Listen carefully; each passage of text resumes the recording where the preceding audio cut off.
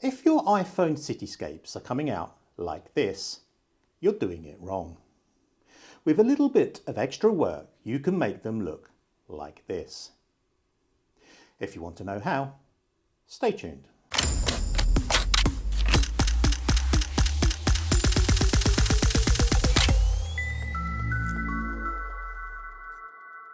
So the issue with shooting cityscapes on any camera, let alone a smartphone and iPhone, is the problem with converging verticals. Now we get that because we're using a wide-angled lens to get that all-encompassing cityscape shot. You want to get it all in, but you need a wide-angled lens with which to do it. Now the problem with that, unless the wide-angled lens is perfectly straight to the skyline, you're going to get what's known as converging parallels. This is where the tops of the buildings appear to be moving in on each other. Even if you've got your wide angle perfectly straight, you can still get this converging parallels. It's a really off-putting thing when you look at a cityscape. Your eyes, visually, when you're looking at a cityscape, the buildings are straight up into the sky. When you look at it on a photograph, it really jars if it's like that. Now, like I said, this is a common problem, not just with smartphones, but also with main cameras using wide-angled lenses. But even with your humble iPhone, you can take pictures that look just like this one. Let me explain how. Now, the first thing to note is that most modern smartphone cameras have a panoramic mode.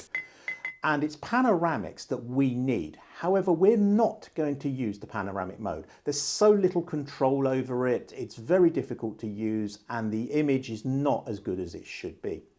What we're going to do is we're going to shoot panoramics as individual shots and merge them together in Lightroom. It's really simple to do. It's best to put your iPhone in Pro RAW because Lightroom can now stitch RAW images together into a panoramic RAW, which gives you so much more control over the post-production.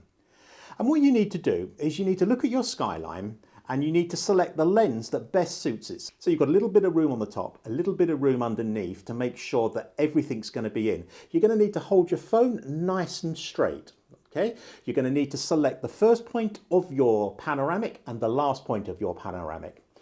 When you go to the first point, you need to leave a little bit of a 30% overlap on the left-hand side, and then you're going to take the shot upright, vertical. You're then going to swing the camera around, but you're going to leave a 30% overlap between the first shot and the second shot. You take the shot and you continue until you get to the end of the sequence, and then you give yourself another shot just going past the end of your cityscape to make sure that you've got everything in. So we're going to bring all the images into Lightroom, and then I'm going to show you in Lightroom exactly how we put it all together. It's very, very simple. If you don't have Lightroom, there are other panoramic stitching software out there. You're looking for one that stitches RAW because that will give you a lot more control. If you like the images you see here, I've got a lot more on my website, link in the description below, and let's get into Lightroom. So as you can see, I've imported the images into Lightroom. If I open them up, you can see that the verticals are nice and straight, pretty upright to the actual image. The exposure's bang on because we just allowed the iPhone to control the exposure. And we have 5 very good images, but they're not a cityscape.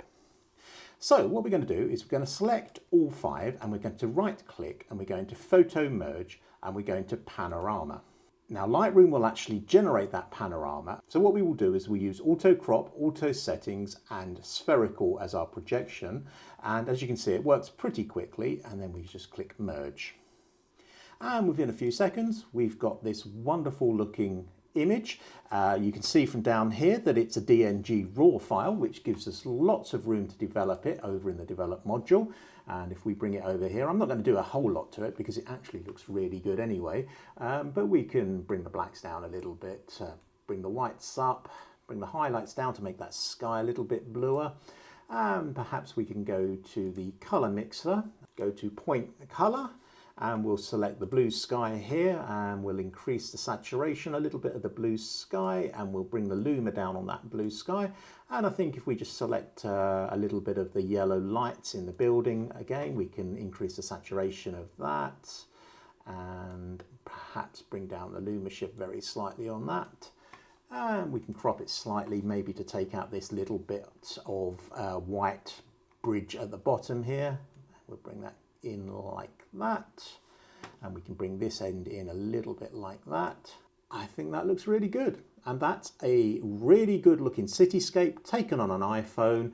In terms of its actual size, let's have a quick look at the dimensions. We're looking at 7,700 by 3,600 pixels, so that's a good size megapixel. There's lots of definition in it, lots of detail, and I think that looks really, really good.